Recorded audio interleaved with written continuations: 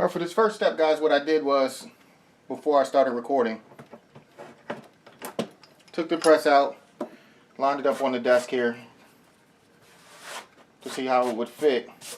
And as you know, I have this padding, or cabinet padding, that I have on here. So what I did was, I just put this down, took a razor blade and sliced out a triangular section of the padding here, because I want the press to be directly on the wood of my workbench. Then what I did was I took my drill with my 1/4 inch drill bit and I drilled that first hole on the back side here, and took one of my bolts and I'm going to stick that in there.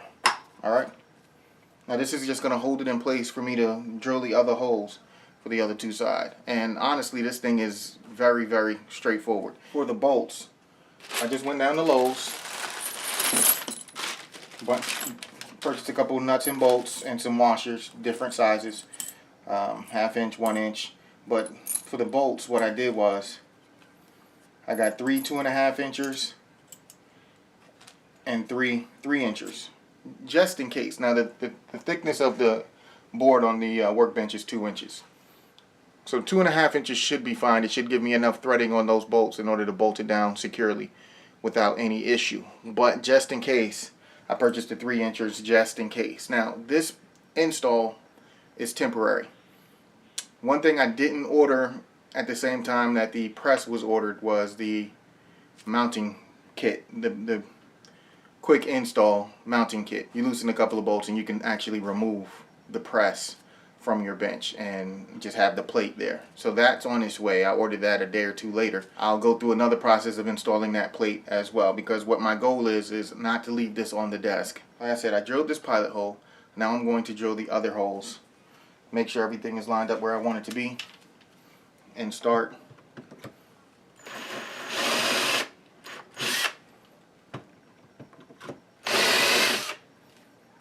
and that's that. Those are pilot holes. I'm not going to drill the holes while the press is here. One, the drill is going to get in the way and it's going to prevent me from getting a straight shot down. And two, it's just going to make things a lot easier, and I'm not going to damage the press itself. That's the one thing you don't want to do. You get something new and you're in a rush to use it, and you make a mistake by cutting some corners, and then you end up ruining something, or at least damaging something and feeling bad about it later. And I hate living with regrets.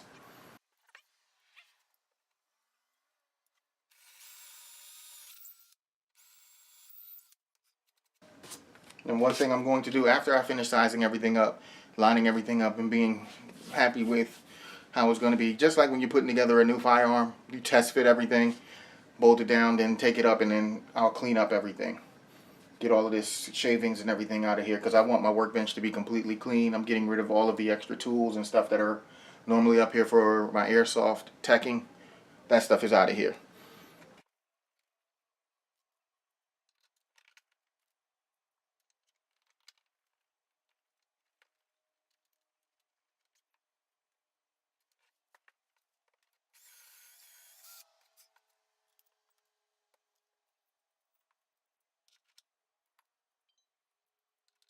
I'm going to try and get you guys some video of the underside so you can see how much clearance I have with the 2.5 inch bolts. I'll probably switch to the 3 inch, but I'm going to tighten it down and see how much of a grab I can get. If it's one of those things where once it's tightened down, more threads are exposed and I can get a better grab, then I'll just stick with these, because the shorter the better. This is a draw area here, and I may want to reinstall the draw, but I'm not really sure. Once the quick detach setup comes in, I know I will put the draw back in, because I can get rid of this with just the loosening and the tightening of 4 bolts. I'm not sure if you guys can get it really, yeah, you can probably see that really well. There's not much thread available, and then once you put the washer on, it's even less, but I think I'll be able to make it work. Especially once I tighten down one of them, I should be able to get enough leverage to get the rest of them on. So far so good. I was able to get them in place, hand tightened, which means that enough threads were enough to at least get the nuts started. And I'm going to go grab some more tools and see if I can finish this up. So 7/16 and an adjustable wrench worked great for this. I'm sure a lot of you other guys have more tools available to you. I'm trying to do this and not getting in the way of the camera It's proving quite difficult.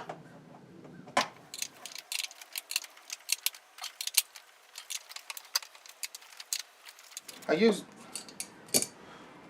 lock nuts with the nylon bushing inside, and I wanted to make sure that I was able to crank them down to where that would actually be of use. Based on the fact that I'm only able to screw them in to where they're flush with the nut, I may go with the longer bolt. But after I finish assembling this, I'll go through a few test runs and see if I like it this way and if it'll work out for me. I don't want to bore you guys with all of that stuff, but this is Schwell. I hope you guys are out there having fun, being safe, and also being responsible. I hit you with the 2 fingers. Later. Stay tuned for the next part.